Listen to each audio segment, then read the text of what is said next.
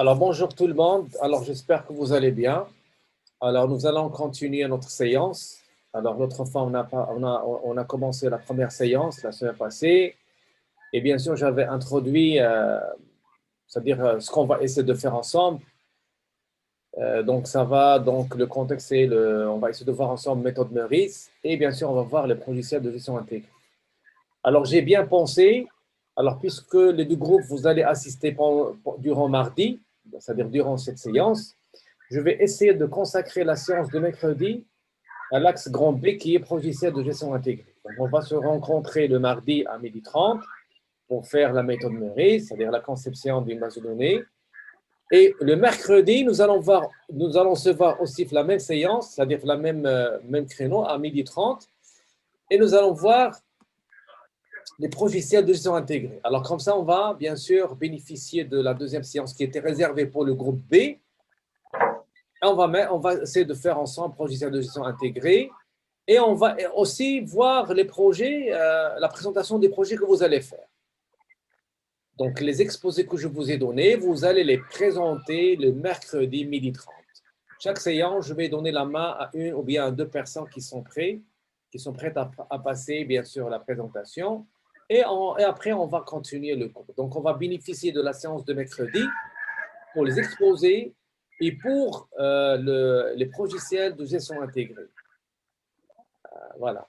Alors, de la même façon, de la même occasion, alors je vais essayer de vous faire encore je vais vous enregistrer des petites vidéos relatives à des exercices relatifs à logiciel de gestion intégrée. D'accord? Et bien sûr, c'est lui qui va faire l'exercice. Je vais lui donner une petite récompense, soit +1, soit +2. Alors, durant bien sûr l'exercice, je vais vous expliquer exactement ce que vous allez faire et en relation avec grand B, avec logiciel de gestion intégrée. Pourquoi je dis ça? Parce que les logiciels, donc il faut normalement pratiquer. Donc, il faut normalement une machine et il faut travailler. Alors, je vais vous donner des choses à faire, d'accord? Et vous allez commencer à avoir cette expérience, d'accord, relative à l'application de gestion. Voilà, donc, et c'est lui qui va le faire. Donc, il va me présenter son travail de 4 minutes à 5 minutes, pas plus. Donc, je vais vous dire comment vous allez faire. Je vais lui donner, bien sûr, des plus. Voilà. Alors, on va continuer notre séance relative à la méthode Meurice. Je me rappelle que j'ai arrêté la diapositive 3 l'autre fois. Alors, j'expliquais la méthode. Donc, j'avais dit que on aura besoin parfois de définir le besoin au sein d'une entreprise. Alors, je cite par exemple gestion de stock. Alors, si vous voulez gérer le stock, d'accord, il faut connaître bien sûr le métier. Et je vais vous dire, donnez-moi le besoin. Alors, si vous n'avez pas ce métier, alors tu ne peux pas le définir. Donc, vous allez m'apporter le besoin. Et de ma part, qu'est-ce que je vais essayer de faire? Je vais essayer de le comprendre. Je vais essayer de l'analyser. D'accord? Alors, pour que je puisse l'analyser et le comprendre, il faut normalement que j'ai quelque chose qui va m'aider. Donc, j'aurai besoin de quelque chose. Et bien le comprendre, c'est-à-dire que je vais essayer d'en tirer le sens. Je vais essayer de tirer le sens qui se trouve codifié dans les phrases. Alors, nous avons soulevé l'autre fois que le message que vous allez donner à quelqu'un, par exemple relatif à ce besoin, vous allez le codifier sous forme des phrases. Est-ce que vous avez bien codifié? Alors ça, c'est un problème. Donc, on va trouver un problème de communication, donc on aura un problème d'ambiguïté. Et là, ça va intervenir la méthode Meurice qui va essayer de m'aider à représenter le sens dans un autre espace, et non pas orienté caractère, mais orienté image, un espace visuel. D'accord? Alors, vous allez me donner ce besoin et je vais essayer de le transformer sous forme d'image, sous forme de plan, sous forme d'une structure. D'accord? Alors, on va dire que je vais essayer de concevoir. Je vais concevoir la structure des données qui existent dans le besoin. Et normalement, l'objectif principal derrière ce besoin possible, je dis bien, je veux faire une analyse et je m'arrête, mais un informaticien, qu'est-ce qu'il va faire? Il va essayer encore de continuer et de créer une application de gestion relative à ce besoin qui est par exemple gestion de stock. Et pour qu'il puisse créer cette application de gestion de stock, il faut qu'il normalement crée une base de données où il va stocker les données qui vont circuler durant, bien, dans cette métier, dans ce métier. D'accord? Donc, il nous faut bien sûr, c'est-à-dire il faut une base de données. Et comment nous allons créer la base? C'est à travers la méthode Murray. C'est à travers cette conception, à travers cette étude, à travers cette compréhension, d'accord, qu'on arrive bien sûr à arriver à créer cette base de données. Alors, comme vous voyez ici, donc, il y a l'analyse de besoins relative à un métier. Toujours, on doit faire ça. Ensuite, on doit concevoir la base de données. Alors, cette conception, c'est votre solution, c'est votre point de vue. Alors, je vous donne le besoin, vous allez le lire et vous allez le comprendre à ta façon. D'accord? Et bien sûr, cette compréhension que vous avez eue, vous allez essayer de la schématiser pour que je puisse la voir et de ne pas avoir de problème de compréhension et problème de communication. D'accord. Alors, pour qu'on puisse faire ça, on a besoin d'une méthode, et c'est la méthode qu'on va faire ensemble qui s'appelle la méthode Murray. Alors, cette méthode, qu'est-ce qu'il me propose? Il me propose un certain ensemble de modèles. Donc, il va m'aider à créer un modèle, ou bien des modèles. Alors, le premier modèle qu'on va créer ensemble, à travers, bien sûr, cette méthode, c'est le modèle qu'on appelle le modèle conceptuel de données. L'abréviation, c'est MCD. Comme le nom l'indique, modèle. Alors, c'est une approche d'une manière virtuelle. Je vais créer un modèle.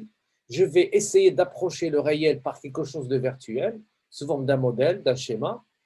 Et ce schéma que je vais donner, c'est relatif à ma perception et à ma compréhension. Tu m'as donné le besoin, je vais le comprendre à ma manière et je vais essayer, bien sûr, de vous tracer le schéma qui représente le sens. Le sens était caché dans les phrases. Maintenant, le sens, nous allons essayer de le codifier et de le mettre en valeur, en évidence, en relief, à travers le schéma. Et le schéma, la personne, vous et moi, et les personnes, ils vont les voir avec les yeux. Alors, vous allez voir une image, vous allez voir l'information à la surface. Donc, il n'y a rien à codifier. Alors, ça, c'est le premier modèle. D'accord? Mais après, on va bien sûr discuter ça. Donc, moi, je suis seulement de vous introduire la méthode. Alors, c'est quoi la méthode Meurice ou bien c'est quoi le modèle conceptuel? C'est une représentation virtuelle, d'accord, qui va m'aider à approcher, à comprendre, à visualiser le réel par du virtuel. Donc, il va m'aider à comprendre et à visualiser ce réel par quelque chose de virtuel et qui est normalement visuel. Alors, le deuxième modèle, on va voir ça après, c'est ce qu'on appelle le modèle physique de données. D'accord. Alors, vous avez le modèle conceptuel qui représente votre conception, qui représente votre solution, qui représente votre idée, qui représente votre imagination, qui représente comment vous voyez la solution visuellement. Et après, bien sûr, on doit concrétiser ce modèle. C'est comme si vous avez un besoin, vous allez aller chez l'architecte, tu veux construire votre maison, alors tu vas lui donner le besoin, c'est-à-dire le besoin sous forme d'un texte en français, ou bien en anglais, ou bien en arabe, et vous allez lui décrire le besoin sous forme de phrases. Alors lui, qu'est-ce qu'il va faire? Il va essayer de lire ces phrases, et pour qu'il s'assure que c'est ça ce que vous voulez, il va essayer de le transformer en un modèle conceptuel. Alors lui, l'architecte ne possède pas le modèle conceptuel, mais il va essayer de créer un autre modèle relatif à l'architecture, d'accord? C'est-à-dire le plan et bien sûr la structure de votre maison. Alors il va bien sûr vous communiquer le plan et vous allez discuter avec lui et vous allez remarquer qu'il y a des choses que vous n'avez pas bien sûr bien écrites durant votre rédaction de besoins. Alors il va bien sûr vous aider à corriger le besoin. Et la correction, il va être à partir du modèle visuel qu'il a créé. Une fois qu'il a créé ce modèle et que vous êtes d'accord sur le schéma de votre maison, on va passer à l'étape suivante. C'est que vous allez essayer maintenant de construire la maison. Vous allez transformer le plan, ce n'est pas vous, mais il y a les gens métiers, et va transformer le plan sous forme de ce qu'on appelle d'un croquis, le plan relatif au terrain. Si vous avez un terrain dans un pont, le pont là dans une montagne, donc les choses vont vont bien sûr changer. Mais la structure, toujours, elle est la même. Mais maintenant, on va prendre en considération le terrain. De la même façon ici, vous avez votre solution, souvent schéma. Vous voulez créer, bien sûr, l'objectif, c'est la création de la base de données. Alors, j'ai le schéma, j'ai la structure. Mais maintenant, j'aurai besoin du terrain. Le terrain, pour nous, ce qu'on appelle le système de gestion de base de données. C'est comme Access. Alors, on va voir ça en détail après. Alors, on va bien sûr refaire, régénérer ou bien générer un autre modèle à partir du modèle conceptuel de données, mais en prenant en considération le système de gestion de base de données. Et Maurice va nous générer ce qu'on appelle un modèle physique de données, c'est-à-dire un modèle relatif au terrain, relatif au système de gestion de base de données. Voilà. Alors, normalement, c'est ça ce qu'on va essayer de faire. Alors, je suis toujours dans l'introduction. Je ne vais pas encore entrer en détail. Alors, on va décrire, on va essayer de créer un besoin. Nous allons l'écrire en français. Nous allons essayer de l'analyser et de le comprendre en utilisant la méthode Meurice afin de créer le modèle conceptuel. Parce que le modèle conceptuel, il va m'exiger, il va me donner des questions que je dois répondre. Si la réponse n'est pas dans le besoin, veut dire qu'il y a le manque dans le besoin. Donc, c'est le modèle conceptuel qui va m'aider à créer ce modèle. D'accord? Donc, c'est Meurice qui va m'aider à créer ce modèle. Donc, le modèle est une exigence pour voir est-ce que réellement mon besoin il est complet ou non. Et bien sûr, je vais le faire sous forme d'une image ou bien d'une structure. Alors, c'est-à-dire la représentation pour le moment, le besoin, il est dans un espace orienté caractère. Donc, il y a l'ambiguïté, il y a le problème de communication parce que chacun va lire, il va comprendre à sa façon. On aimerait bien que tout le monde comprenne de la même façon. La seule méthode, c'est de me donner le besoin sous forme d'une image. Alors, l'image que vous allez voir, c'est la même image que je vais voir moi aussi. Alors, vous allez voir la lune pendant la nuit. Ce que vous voyez, je le vois aussi de la même façon. D'accord? Donc, on aura bien sûr la même vision, c'est-à-dire on va voir le même objet. Alors, une fois on a fait le modèle conceptuel, on va passer au modèle physique, c'est pour représenter le besoin physiquement côté système de gestion de base de données.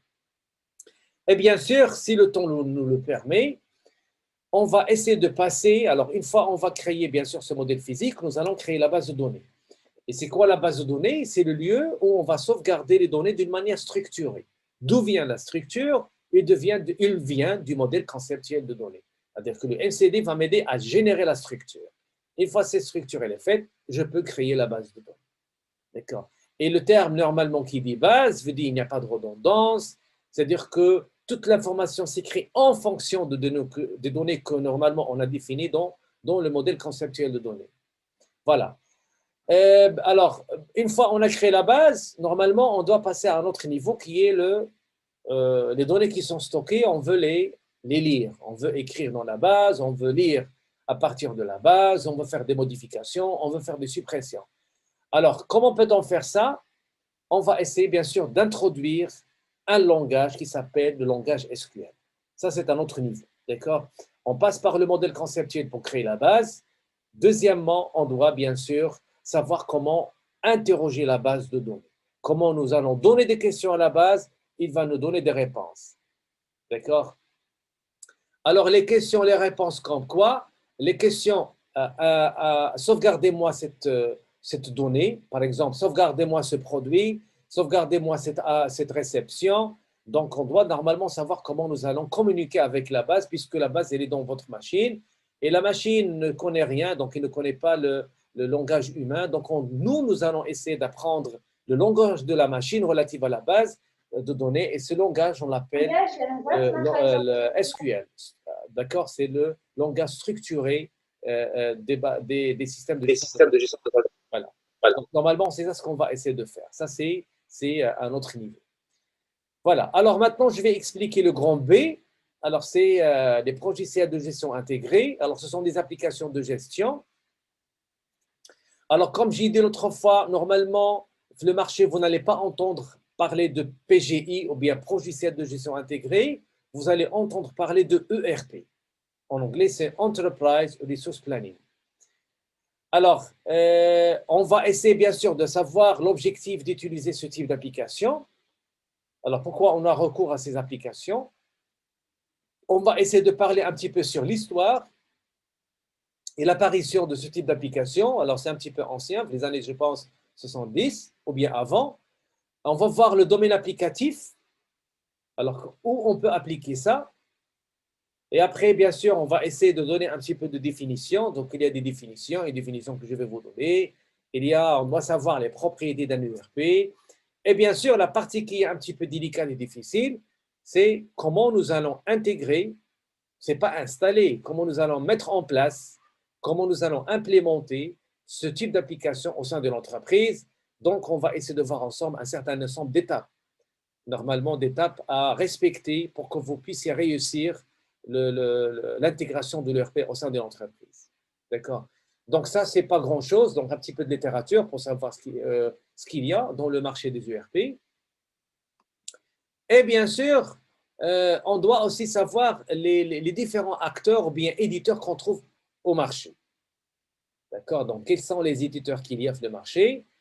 C'est comme si je vais vous dire, vous voulez acheter une voiture, alors quels sont les fabricants qu'il y a, les marques? Vous allez me dire, il y a Mercedes, il y a Ferrari, il y a Dacia, donc il y a pas mal de marques. Alors, au sein de l'entreprise, vous avez bien sûr la taille de l'entreprise, on peut dire entre parenthèses la richesse, c'est-à-dire le budget que l'entreprise peut allouer afin d'intégrer ce type d'application. Alors, selon le budget, selon la taille de votre entreprise, d'accord, on aura bien sûr besoin de choisir l'ERP convenable. Donc, choisir l'ERP relative à vos besoins, relative à votre taille, relative à votre budget. D'accord? Alors, dans le marché, normalement, il y a les applications qui sont libres et open source et il y a les applications qui sont propriétaires. Alors, dans le marché des ERP, donc il y a les ERP qui sont libres et open source, c'est l'ERP qu'on va faire ensemble, et il y a les ERP qui sont propriétaires. D'accord? Alors, je vais donner un exemple relatif aux applications libres et open source. Alors, vous utilisez Skype ou bien vous utilisez Facebook. Alors, Facebook est une application qui est libre. Il n'y a pas de licence. C'est-à-dire que tu vas l'utiliser sans avoir recours à acheter une licence. Mais, et normalement, c'est une application libre, mais tu n'as pas l'accès au code source. C'est-à-dire que tu ne peux pas savoir comment l'application a été créée. Si jamais vous êtes un informaticien, alors tu aimerais bien avoir le code source pour savoir comment vous pouvez bien sûr la modifier, ajouter des boutons, ou bien ajouter des caractéristiques ou bien d'autres fonctionnalités. Alors, Facebook, c'est une application libre, mais n'est pas open source. Alors, l'application que nous allons faire, d'accord, c'est une application qui est libre, c'est gratuit, elle est gratuite, tu peux l'utiliser, et open source, même la source existe. D'accord? Même la source existe. Et bien sûr, il y a les ERP qui sont propriétaires, veut dire payants. C'est-à-dire qu'il faut avoir une licence. Alors, puisque nous sommes au sein d'une université, vous allez devenir, Inch'Allah, des chercheurs. Alors, toujours, il faut avoir l'esprit de chercher les applications qui sont open source, qui existent. Je peux l'utiliser et je peux les modifier. Alors, c'est ça normalement la différence entre application libre, open source, et application qui est normalement propriétaire. D'accord? Alors, l'application qu'on va faire ensemble, c'est l'application, ou bien c'est l'éditeur Odoo, odoo.com. D'accord? Alors, odoo.com, normalement, il y a toute une histoire, je vais vous dire ça après. Normalement, il se trouve sous deux versions. Il y a la version gratuite et open source, et il y a la version payante. Donc, il y a deux versions, il y a deux éditions. Donc, il y a l'édition qu'on appelle Community Edition, édition de la communauté, et il y a une édition qui est normalement payante. Mais normalement, c'est la même chose, c'est le même moteur, c'est le même noyau. Mais il y a un petit peu des choses qui existent dans la version de l'entreprise et qui n'existent pas dans la version de la communauté. D'accord? Donc, nous allons voir avec vous ce que je vais faire la version entreprise. Et je peux vous dire comment vous pouvez utiliser la version de la communauté. Pourquoi je vais faire entreprise? Parce qu'entreprise, on ne va rien installer. Nous allons créer l'entreprise chez eux. C'est comme un service. C'est comme Facebook. Alors, on ne va rien installer en local. Alors, je sais bien que parmi vous, il y en a ceux qui ont une machine, ceux qui n'ont pas de machine, et ceux qui ont une machine avec des problèmes. Alors qu'au lieu qu'on va l'installer en local, on va perdre le temps. Vous allez premièrement découvrir l'application, vous allez voir le côté ou bien le volet fonctionnel D'accord, on va faire la formation, on va utiliser la version entreprise parce qu'ils vont nous donner 10 mois gratuits. Et on peut voir l'application, c'est-à-dire d'une manière générale, on peut utiliser tous les modules et toutes les fonctionnalités de l'application, et je dis bien gratuitement pour 10 mois. Et bien sûr, je dois vous montrer comment vous pouvez avoir un compte de 10 mois puisque vous êtes un étudiant. Et après, je peux vous montrer comment peut-on faire, bien sûr, l'installation au local. Donc, je pense que je vais essayer de vous faire ça après. Voilà, donc on va essayer de voir l'application en cloud. Donc, je vais vous donner, c'est-à-dire comment vous allez faire ça. Donc, je vais vous montrer ça. Donc, j'ai déjà une vidéo qui fait ça. La partie la plus difficile, c'est le paramétrage. Comment nous allons paramétrer l'application selon le besoin. D'accord? Donc, vous aurez bien sûr un besoin relatif à une entreprise. Il fallait normalement définir le besoin et le mettre à l'intérieur de votre application. Donc, on appelle ce qu'on appelle le paramétrage. Et pour faire le paramétrage, il faut bien sûr avoir le métier. Tu ne peux pas paramétrer la comptabilité, tu ne sais pas que veut dire la compta générale. Tu ne peux pas paramétrer un produit côté stock et tu ne connais pas que veut dire gestion de stock. D'accord? Donc, ça, c'est un petit peu, ça nécessite un petit peu le métier. Et bien sûr, c'est ça notre objectif, c'est l'objectif de la séance qui va être réservée le mercredi. C'est pour vous donner cette formation. D'accord?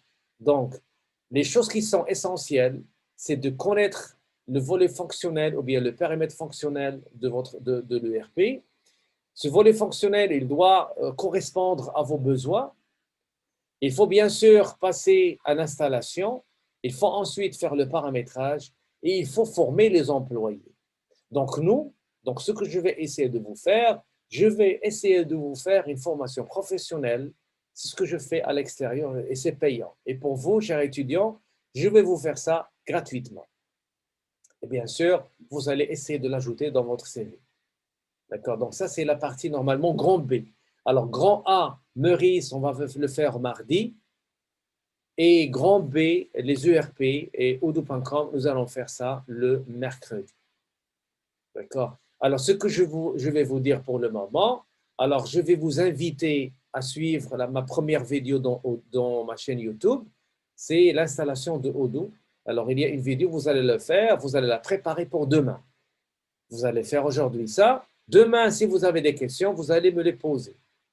Et comme ça, on va gagner du temps. Alors, vous allez travailler chez vous. Et bien sûr, je vais vous faire la démonstration. Je vais vous expliquer. Mais déjà, vous avez vu ça. Si jamais vous avez des questions, bien sûr, je peux répondre à vos questions. Alors, ça, normalement, qu'on va essayer de faire. Voilà. Alors maintenant, je vais sortir de l'introduction et nous allons commencer la méthode Meurice. Voilà.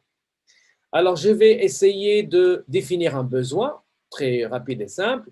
Alors, supposons que le besoin, d'accord, alors ça, c'est méthode Meurice. Voilà. Alors, méthode Meurice, et ce qu'on va faire, c'est on va essayer de voir le modèle conceptuel de données. Alors, supposons que nous avons ce besoin. Étudiant s'inscrit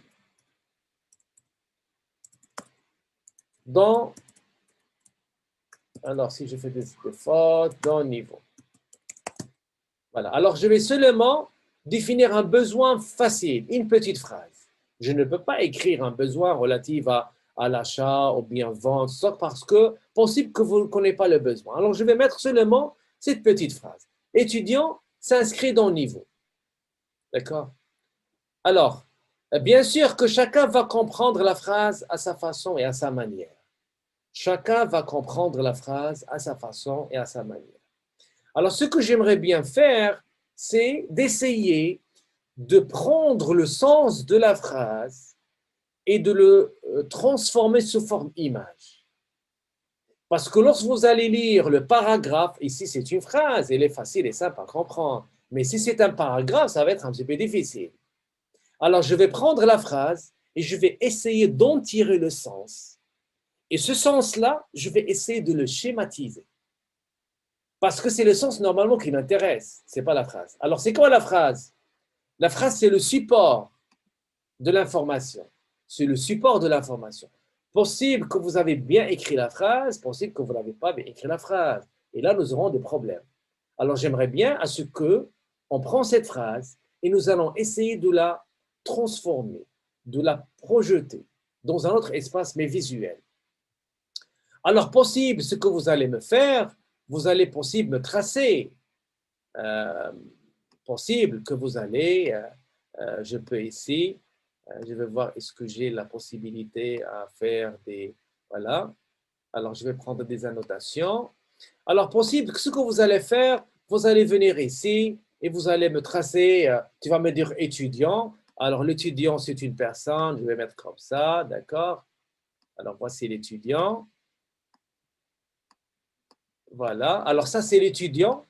Vous allez essayer maintenant de, ce que je viens de dire, vous allez essayer de prendre le sens et le schématiser. Vous allez lire étudiant. C'est quoi étudiant? C'est une personne. Alors, vous allez schématiser quelque chose comme ça. Et bien sûr, vous avez s'inscrire. Alors, s'inscrire, c'est un verbe. Je ne peux rien dessiner. Mais qu'est-ce que je trouve ici? Je trouve niveau. Alors, niveau, possible que vous allez me faire quelque chose de comme ça, c'est-à-dire un bout de papier. Et vous allez écrire ici, aussi, vous allez m'écrire ici niveau. D'accord? Et là, vous allez m'écrire étudiant. D'accord. Alors maintenant, vous êtes en train de tirer à partir de la phrase le sens. Et ce sens, c'est ça. Ce sont des objets. D'accord? Vous voyez, il y a des objets. Il y a l'étudiant, il y a niveau. Et bien sûr, entre étudiant et niveau, il y a le verbe. Et le verbe, normalement, quel est son rôle? Ça sert à faire la liaison. Alors ici, je vais mettre s'inscrire. Normalement, c'est ça ce que vous pouvez faire. D'accord? Alors, possible que je n'ai pas bien schématisé. Et si c'est le cas, je n'ai pas vraiment bien schématisé. Et possible que vous n'allez pas vraiment comprendre ce schéma. Vous n'allez pas, bien sûr, la sentir. Alors, je ne vais pas faire appel à Picasso, mais non. Alors, ce que je vais faire appel à Meurice. Je vais dire à Meurice, aidez-moi à mieux dessiner. D'accord? Aidez-moi à mieux dessiner. Et normalement, qu'est-ce que je vais dessiner? Je vais dessiner le modèle conceptuel de données. Donc, Meurice va me dire, OK, je vais vous aider à faire ça. Il n'y a pas de problème. D'accord? Alors, je vais effacer tout. Alors, je vais appeler Meurice. Je vais appeler Meurice. Et Meurice, c'est un assistant. Meurice va m'aider. C'est une méthode qui va m'aider. Et qu'est-ce qu'il va m'aider de faire? Il va m'aider à créer le modèle, à créer le schéma, à créer le plan, à créer cette image dans l'espace visuel. Parce que le besoin ici, c'est une phrase. Le sens, il est dans la phrase. Nous allons essayer d'en tirer le sens et de le schématiser. Alors, la première des choses que Meurice va me dire, et toujours il faut faire ça. Alors, Meurice, qu'est-ce qu'il me dit?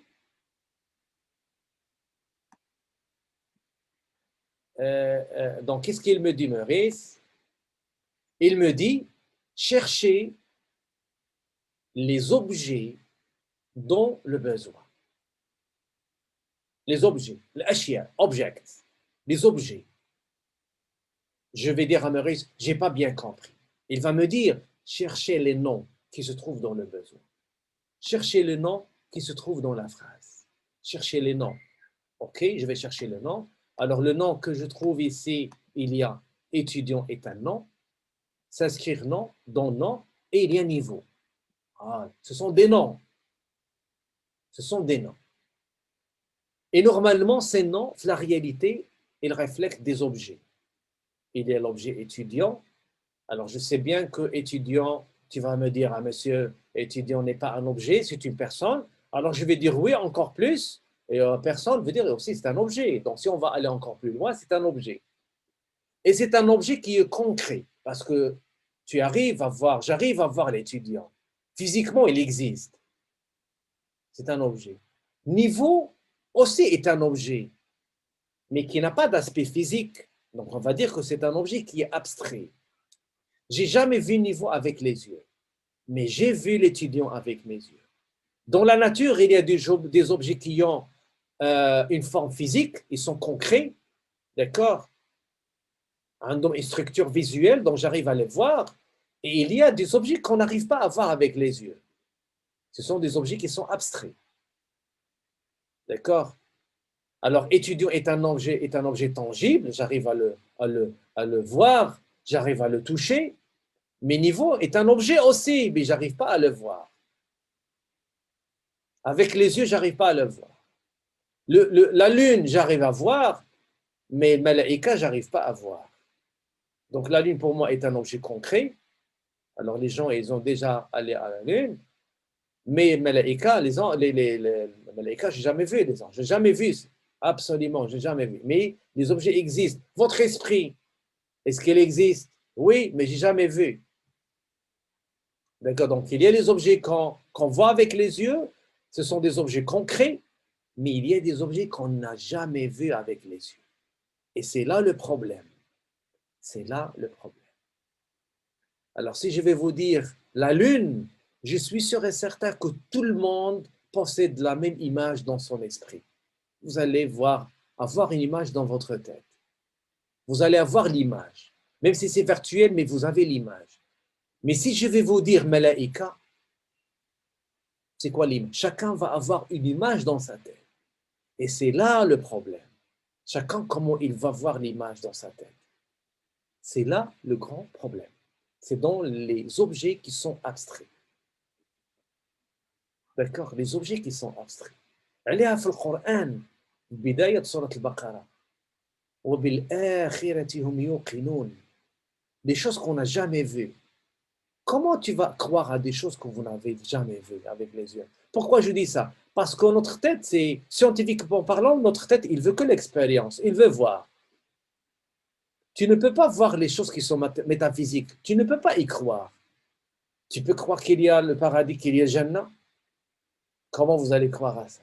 Mais je vais vous dire, il y a une voiture ici à la porte, Mercedes classe X. Oh, je veux voir ça. Tu veux voir avec les yeux. Alors, Maurice vient à nous aider à mieux représenter les objets qui sont abstraits. Alors, les choses qui sont abstraites, c'est là où il y a le problème chez l'homme. Comment peut-on croire l'akhira? This is why Allah subhanahu wa ta'ala في القرآن في البقرة في الأول وبالآخرة هم يوقنون. Alors c'est difficile ça. Sidna Moussa مع Allah, أرني أنظر إليك. Oh, Moussa بغى يشوف الله. Il veut voir, il veut concrétiser. تشوف المعجزات, malgré ça, il veut voir Allah. Il veut voir.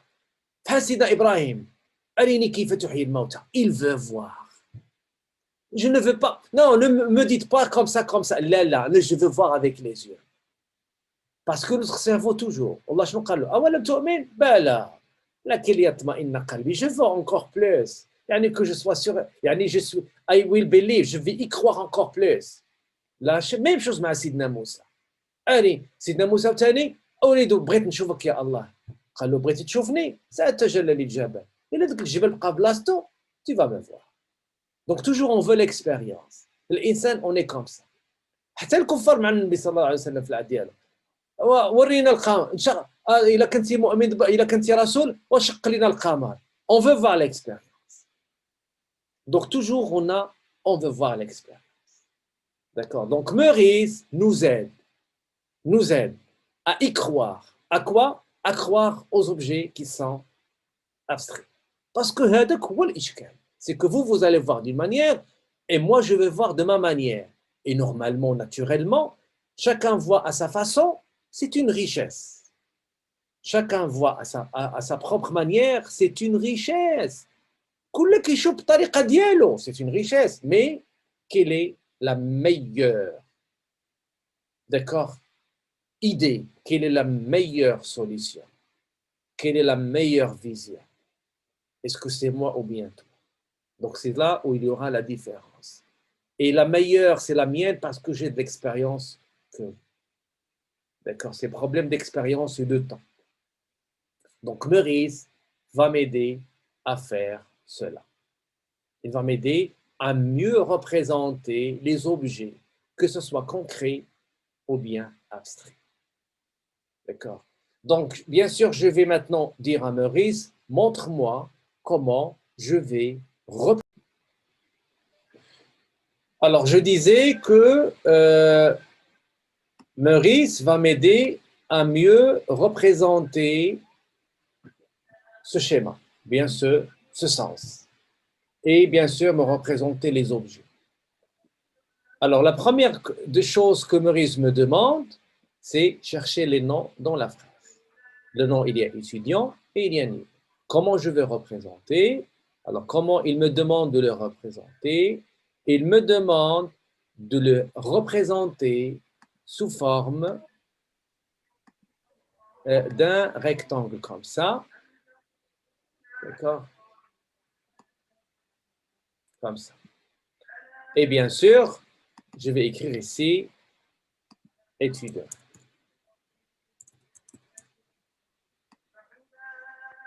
Voilà.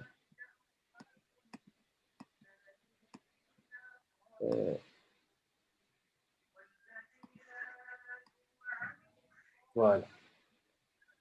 Alors, c'est quoi ce schéma, ou bien ce que je viens de créer? On appelle ça entité. D'accord? On appelle ça une entité.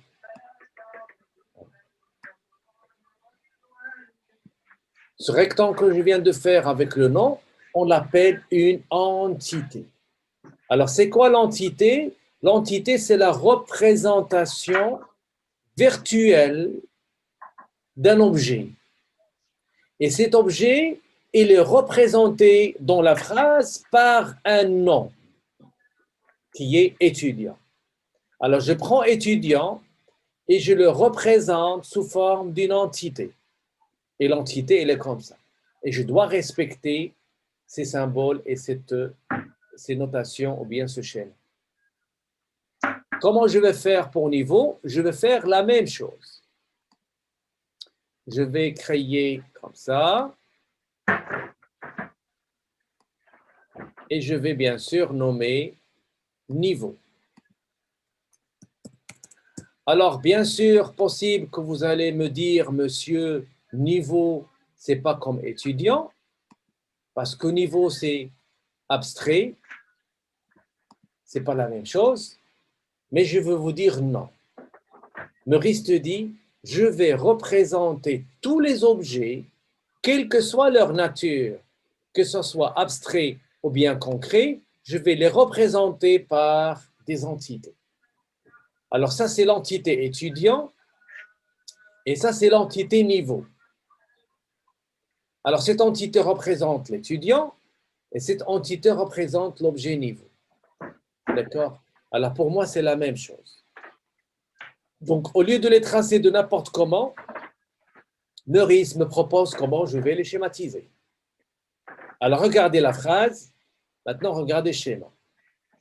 Donc ça, c'est une entité et là, c'est une autre entité. Alors je vais ici mettre aussi une entité. Voilà. Là, c'est aussi entité. Entité.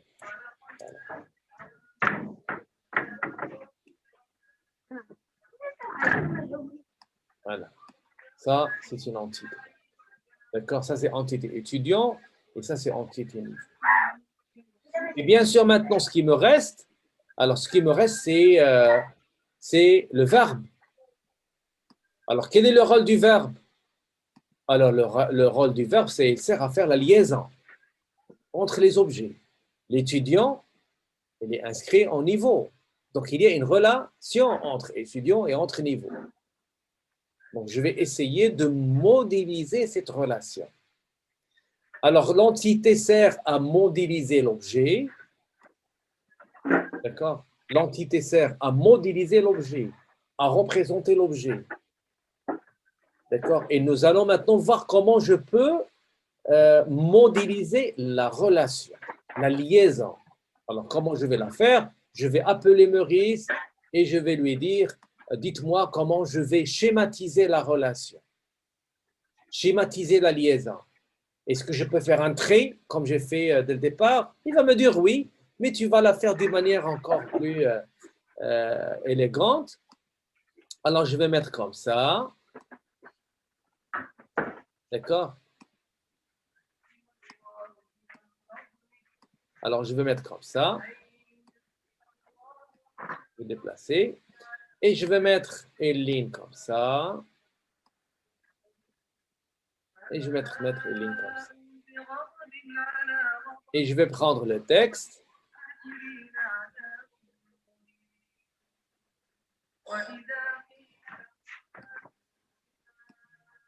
Aya, سدي على فكرة الميكرو.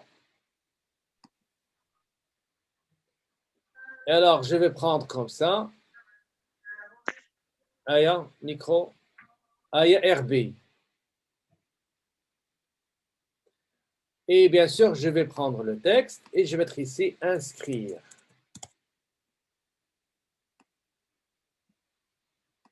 Voilà.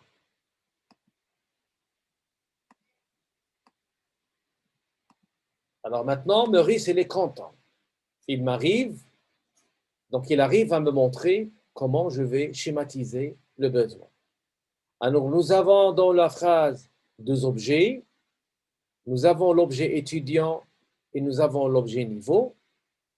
On modélise, on représente d'une manière virtuelle l'objet étudiant par une entité. Et vous voyez que j'ai écrit ici le nom de l'entité étudiant. Et j'ai modélisé le niveau aussi par une entité et j'ai mis ici le nom niveau. Maintenant, j'arrive à modéliser les deux objets. Les deux objets, normalement, ils sont liés, comme vous voyez dans la phrase. Donc, normalement, il y a une liaison. Alors, la liaison normalement, c'est quoi? La liaison, c'est s'inscrire. Alors, s'inscrire, je vais la modéliser par ce schéma comme ça. Il y a l'ellipse. J'ai mis ici le nom, inscrire, et il est lié avec les deux. D'accord? Alors, normalement, c'est ça ce que Meurice me propose pour schématiser, bien sûr, le sens. Alors, regardez la phrase et regardez le schéma. Le schéma, il est plus informationnel. Le schéma, l'information, elle est à la surface. La phrase, il faut la lire. Alors, devine-toi que vous avez un paragraphe. Vous avez deux phrases. Alors, qu'est-ce qu'il faut faire? Il faut les lire de A jusqu'à Z, mais le début à la fin. Il faut lire et relire. Pourquoi? Pour en tirer le sens. Et après, qu'est-ce que vous allez faire? Vous allez avoir ce sens dans votre tête. Est-ce qu'il est correct? Je ne sais rien. Mais si je vais vous convertir le sens sous forme de schéma, vous allez voir d'un seul coup, vous allez comprendre le tout d'un seul coup. Vous n'allez pas revoir. Parce que ce que vous voyez, vous le voyez d'un seul coup. Alors, qu'est-ce qu'on arrive à faire d'une manière facile? Parce que je n'ai pas mis un grand besoin. Donc, on arrive maintenant à faire la modélisation de cette phrase, du sens de la phrase, en schéma. Alors, ça, c'est normalement ce qu'on appelle le modèle. L'arabe, je pense, namoudaj. D'accord? C'est le modèle qui représente le sens. Alors, les objets, on les modélise, on les représente virtuellement par des entités, et les verbes qui sont dans la phrase, nous allons les représenter, les modéliser par des relations, par une relation, et le schéma, il est comme ça. Ellipse avec les traits, et bien sûr, on a lié les deux entités. Les deux entités sont liées. Alors, vous voyez avec les yeux, alors ce que vous voyez que les deux entités elles sont en liaison. Il y a une relation. D'accord?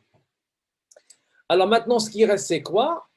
Alors, ce qui me reste ici dans l'entité, il me reste ce qu'on appelle les propriétés. Parce que l'étudiant est un objet et il possède des propriétés. Et le niveau aussi est un objet, il possède des propriétés. Alors, Meurice me dit, après avoir déterminé les noms, ou bien après avoir déterminé les objets qui sont des noms dont votre besoin, il faut maintenant, et les verbes qui sont les relations, maintenant il faut aller chez les objets, d'accord, chez les entités, et il faut définir ce qu'on appelle les propriétés. Alors, que veut dire propriété? Alors, je vais, par exemple, écrire ici une propriété. Alors, je vais mettre ici, tirer le nom. D'accord? Alors, le nom, c'est quoi? Alors, le nom est une propriété. Il y a aussi le prénom. D'accord? Il y a aussi le téléphone. Il y a aussi le email. Il y a aussi date de naissance de l'étudiant. Et il y a aussi, je peux ajouter l'âge.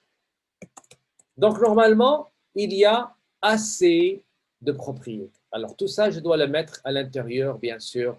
Alors, je n'ai pas de place. Normalement, il faut faire un grand carré rouge et mettre toutes les propriétés là. Alors, c'est là. Alors, qu'est-ce qu'on appelle là, ce que je viens de faire? On les appelle propriétés.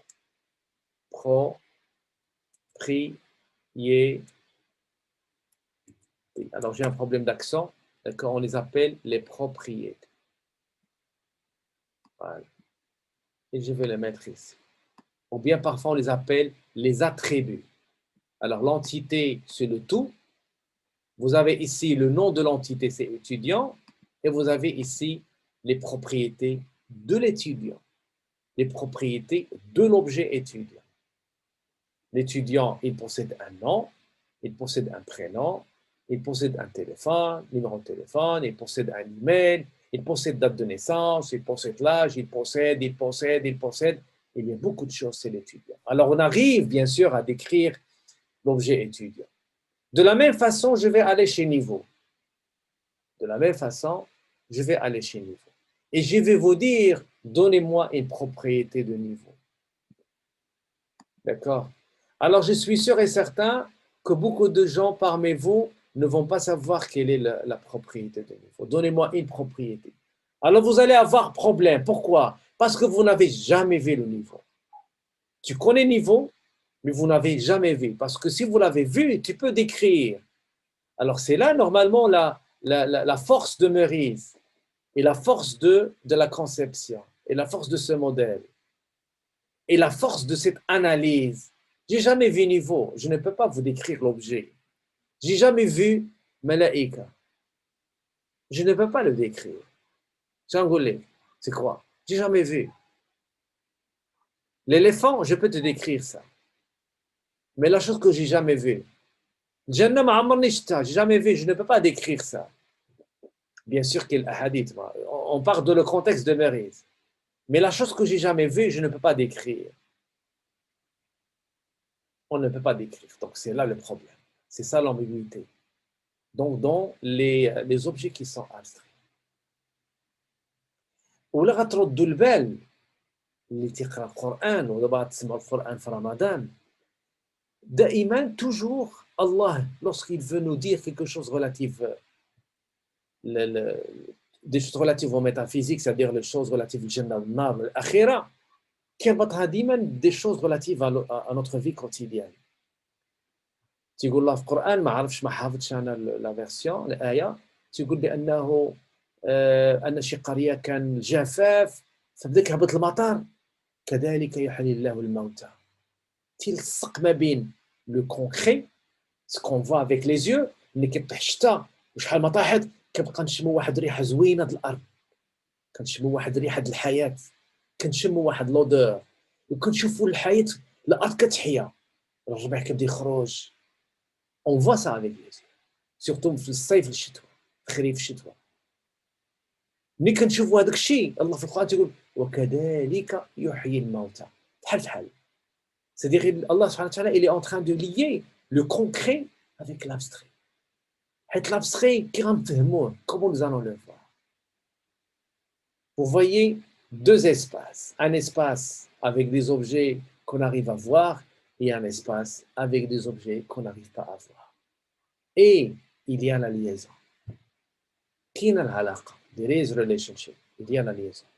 Meurice vient à nous aider à comprendre comment représenter les objets qu'on arrive à voir, qui sont concrets, qui sont tangibles, qui ont une forme physique, et les objets qu'on n'a jamais vus, qui n'ont pas de forme, qui n'ont pas ils ne sont pas tangibles, et comment nous allons les lier. Étudiant est un objet concret, niveau est un objet abstrait, et on arrive à faire la liaison. Tu es inscrit en deuxième année. Et on va finir la deuxième année. Montre-moi où est deuxième année. Tu es inscrit, alors je te vois, tu es devant moi, étudiant. On va finir la deuxième année. Fais-nous de niveau. Est-ce que c'est un objet physique? Non, c'est abstrait. Mais ça existe. Mais il existe. Alors Meurice nous aide à modéliser, à représenter l'objet abstrait et faire la liaison avec l'abstrait et le concret. On ne vit pas seulement dans le concret. Il y a aussi l'abstrait. Il y a des objets qu'on n'arrive pas à voir. Le temps, tu arrives à le voir? Non. Est-ce qu'il existe? Ah oui. Ah, mais si j'arrive à voir la montre, ah, degré la mesure. Ah, degré la mesure. On arrive à mesurer avec la montre. On arrive à mesurer avec la position du soleil, ainsi de suite. Mais avez-vous jamais vu le temps? Et c'est une dimension, comme a dit Einstein. Donc, il y a l'espace-temps. Il y a X, Y, Z, c'est la Terre où on vit. Et il y a le temps. Le temps s'écoule. Le temps, c'est une mesure. Le temps, c'est une grandeur physique. C'est 4 dimensions. 3 dimensions, c'est l'espace X, Y, Z, c'est l'espace. Et il y a le temps. Est-ce qu'on arrive à voir le temps? Non. Est-ce qu'il existe? Oui. Donc, c'est ça normalement. Donc, l'abstrait, on doit croire à l'abstrait. Mais comment nous allons le mettre en évidence? Comment la personne peut y croire à l'abstrait? On est dans le Coran, c'est ça. Si vous allez le lire, toujours il fait la liaison. Il approche. On ne peut pas bien sûr voir les choses. ما تقدرش تفهم d'une manière directe.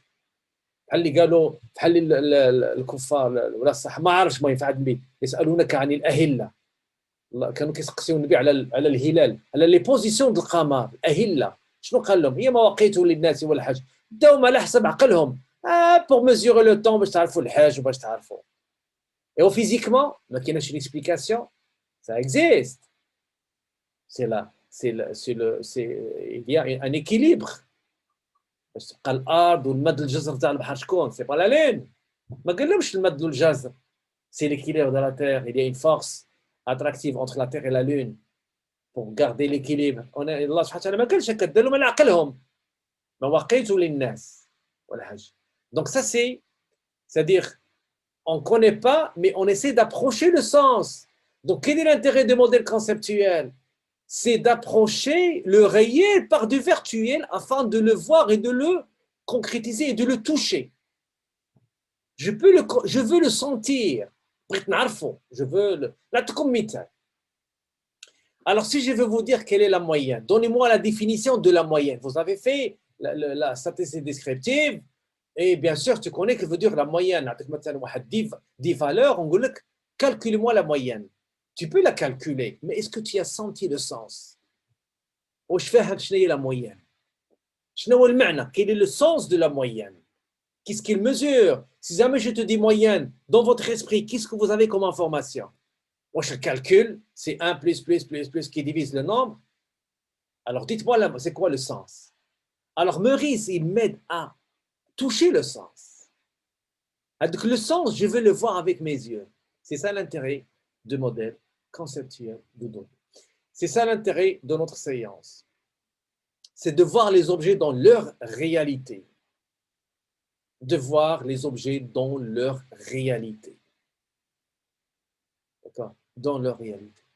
Et d'essayer de toucher l'abstrait, de sentir à de l'abstrait, de voir l'abstrait. Je veux le voir. Et si jamais je vais le dessiner, nous allons tous le voir de la même façon. Ce n'est pas que chacun a de sa propre image. D'accord? Alors, le modèle, il est constitué par quoi pour le moment? Il est constitué par un certain ensemble d'objets qui sont représentés ici sous forme d'entité. L'entité est une représentation virtuelle de l'objet et il y a aussi la relation.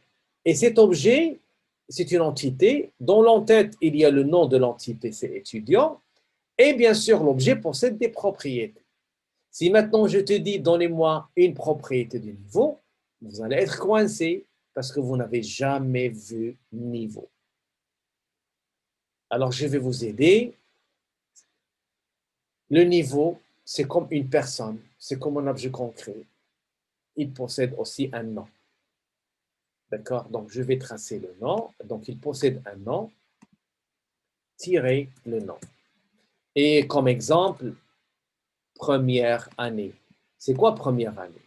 Première année, c'est le nom de l'objet. C'est un nom. Je suis inscrit en deuxième année. Que veut dire deuxième année? C'est le nom de l'objet. Donc, l'objet, il possède un nom. Étudiant. Étudiant, il possède un nom. Il possède un prénom. Il possède téléphone, numéro de téléphone. De la même façon, niveau. Aussi, c'est un objet. Il possède un nom. Que veut dire le nom? Quelle est la valeur de nom? C'est première année. Donnez-moi la valeur de nom de l'étudiant. C'est Bakali ou bien Tali. D'accord? Ou bien Ben Ali. Le prénom, Mohamed, Hicham. Mais le niveau, est-ce qu'il possède un prénom? Non. Est-ce qu'il possède un numéro de téléphone? Non. Est-ce qu'il possède un email? Non. Est-ce qu'il possède une date de naissance, l'âge? Non. Donc, c'est différent. Alors, Maurice me dit, tu m'as demandé de représenter l'abstrait. Et je l'ai représenté comme le concret. Normalement, j'aurais dû refuser de ne pas représenter le niveau par une entité, parce qu'il n'est pas comme étudiant. Donc, je dois le représenter d'une autre façon, parce que ce n'est pas la même nature. De point de vue type, ça c'est concret, possède possède une forme, mais ça c'est concret, ça c'est abstrait, il ne possède pas de forme. Donc j'aurais dû dire à Maurice de me changer. Ce n'est pas le fait de faire un carré, de changer autre chose. Mais il m'a dit non, on va le représenter de la même façon. Pourquoi? Parce que les objets vont se différencier dans les propriétés. Parce que les propriétés ne sont pas les mêmes. Si c'était concret, il possède autre chose. Si abstrait, il possède que le nom. On peut ajouter par exemple la durée, parce que normalement, le niveau possède une durée. Donc, je vais mettre ici la durée. Je m'excuse pour les accents. Il possède une durée. Et je peux aussi ajouter, description.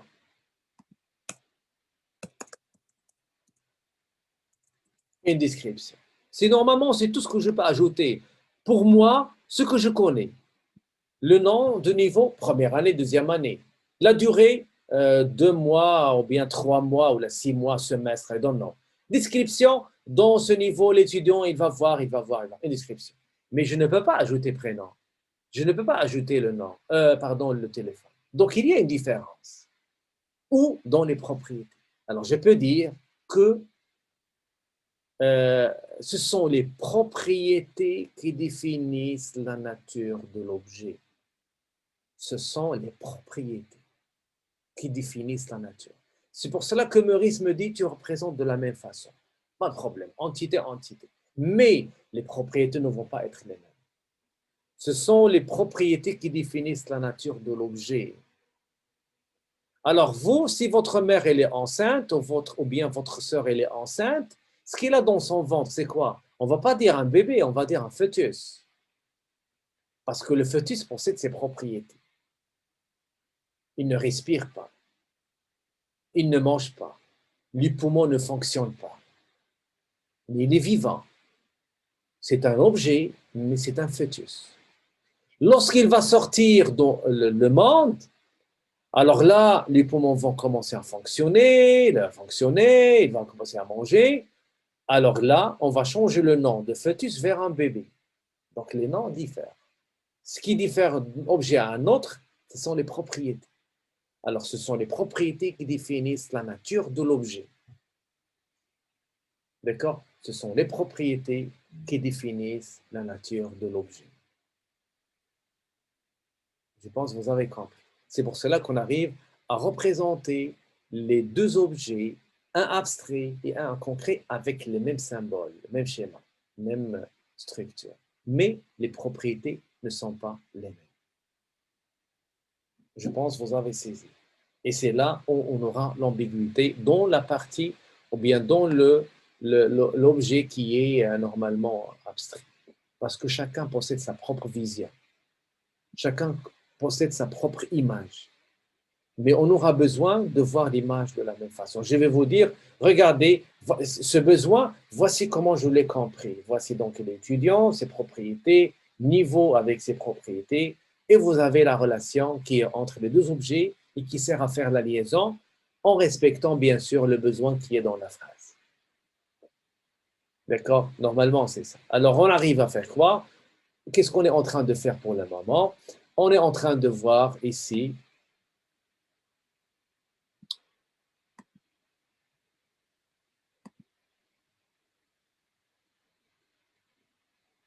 Euh,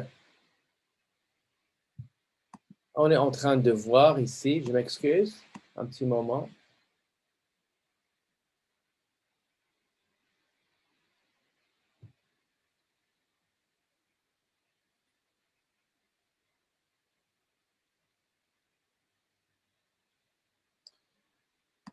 Là.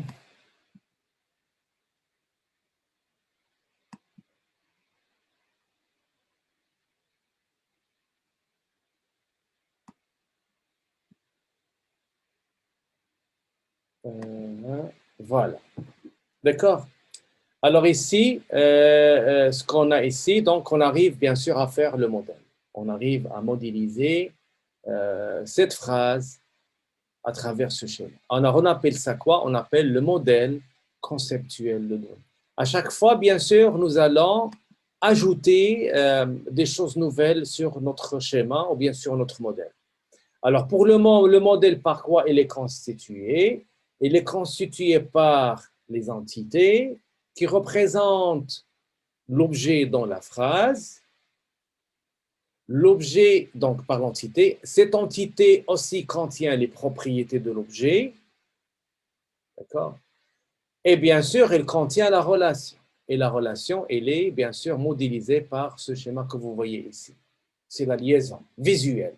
Alors vous voyez que le sens qui était caché dans la phrase, maintenant, il est visuel. C'est bon? Le sens, il est visuel. Donc on arrive à le voir. Je pense que vous m'avez compris. Voilà. Alors maintenant, qu'est-ce qu'on va faire? On va aller encore plus profond. Pour le moment, c'est facile. Alors, on va refaire ça va devenir très facile parce qu'on va faire ensemble des exercices. Alors maintenant, nous allons essayer de découvrir ensemble la relation. Alors, on sait bien que l'étudiant, il est inscrit dans le niveau, veut dire que l'étudiant, il est en relation avec niveau. Et pour le moment, vous voyez que étudiant, ce n'est pas pluriel.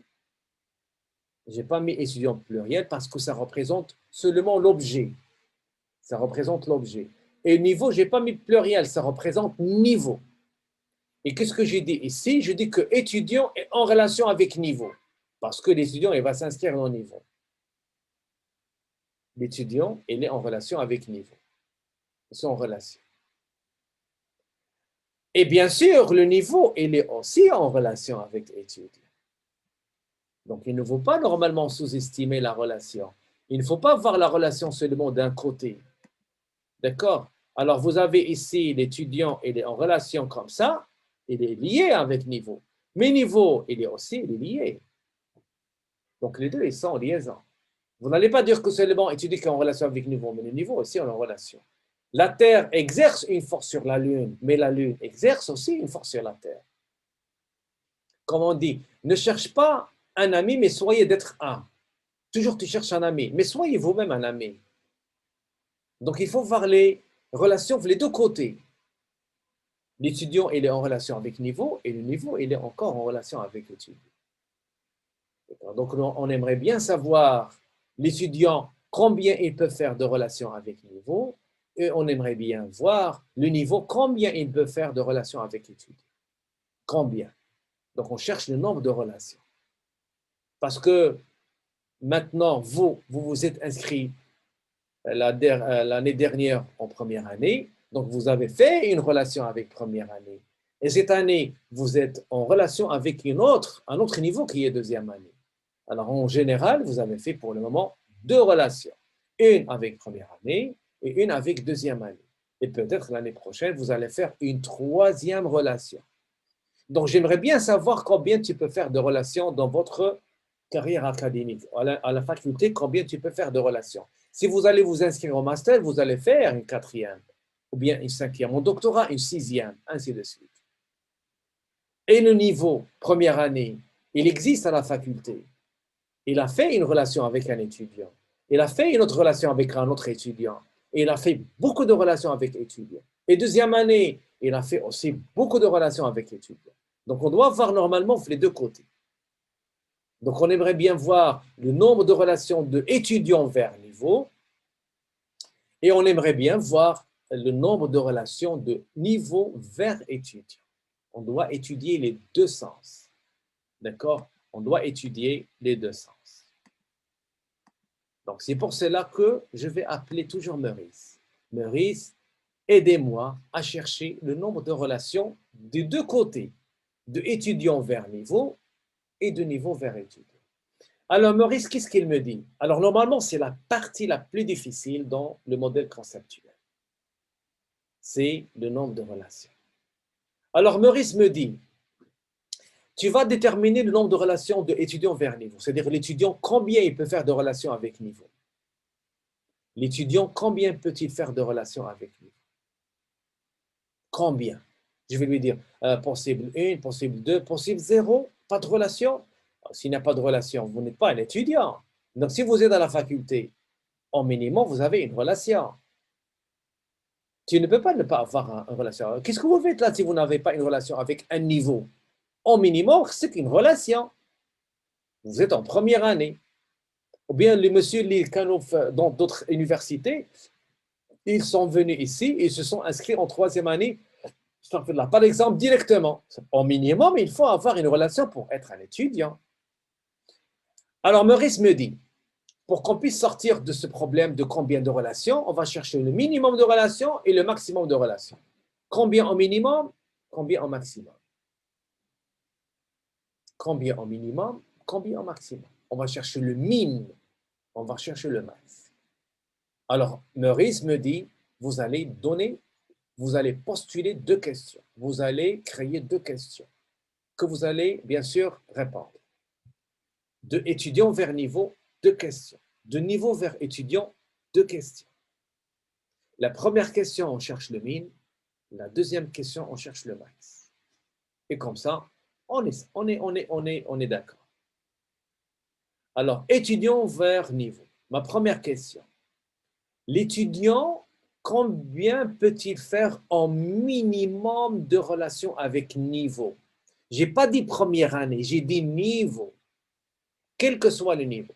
L'étudiant, combien peut-il faire en minimum de relations? D'accord? Alors, Maurice, le minimum, il est toujours soit égal à 0 ou bien 1. Il n'y a pas autre que ces deux valeurs. Le minimum, soit c'est 0, soit c'est 1. Ça, c'est la règle du jeu relative à Maurice. Que veut dire 0? L'étudiant n'a pas de relation avec lui. Que veut dire 1? L'étudiant, au minimum, il a fait une relation. Je ne peux pas trouver un étudiant son niveau. Au minimum, il a une relation. C'est ça le sens de 1. D'accord? C'est ça le sens de 1. 0. Je peux trouver un étudiant qui n'a jamais fait de relation avec niveau. Est-ce que c'est possible? Non. Je ne peux pas trouver un étudiant sans niveau. Sinon, vous n'êtes pas un étudiant. D'accord? Donc, ce qu'on va faire ici, je vais venir là et je vais mettre ici, je vais prendre un texte de préférence. Je vais mettre ici comme ça. Je vais mettre ici 1. Pardon. Alors, je vais mettre comme ça 1. Virgule. Alors, le 1 veut dire le minimum. Et en maximum, combien? Combien l'étudiant peut avoir en maximum de niveau? Combien? Alors, vous, déjà, vous avez 2. Mais en maximum, tu vas me dire possible 3, possible 4, possible 5, doctorat 9. Donc, il peut faire plusieurs. D'accord? Alors, le sens de plusieurs chez Maurice, c'est N. 2 supérieurs, on fait N. Si c'est une relation au maximum, on écrit 1. D'accord? Si c'est plus que 1, on fait N. Donc, le maximum chez Maurice, le max, d'accord? Alors, le maximum, c'est quoi? Le max, c'est soit 1, on l'écrit, soit c'est plus que 1, veut dire 2, on fait N. 2, 3, 4, l'infini, on fait N. Soit c'est 1, on l'écrit. Plus que 1, on fait N. Il n'y a pas 0. Le max, soit 1, soit N. Soit c'est 1 au maximum, parce que parfois, on peut trouver des formations où il y a une seule année. Des formations, on va trouver qu'une seule année. Alors, si c'est une seule année, au minimum, c'est 1, au maximum, c'est 1. On ne peut pas trouver plus qu'une année. Mais à la faculté, au minimum, c'est 1. Au maximum, soit c'est 1, makinesh, parce que makinesh, on a une formation d'une année, mais on a une formation que plus de 1, c'est-à-dire 2, 3, 4, 5. 2 veut dire Doug, tu peux partir. D'accord? Donc, c'est N. Le minimum, soit 0, soit 1, et le maximum, soit 0, soit c'est, d'accord? Soit c'est N. Et je vais prendre ça et je vais le mettre ici. Alors, c'est quoi le sens de ce que je viens d'écrire, entre parenthèses, que l'étudiant peut faire au minimum une relation et au maximum plusieurs relations. Que veut dire le 1? Je ne peux pas trouver un étudiant sans niveau. ما Impossible. هو Ça n'existe pas. ضاع D'accord? Je pense qu'on avait compris.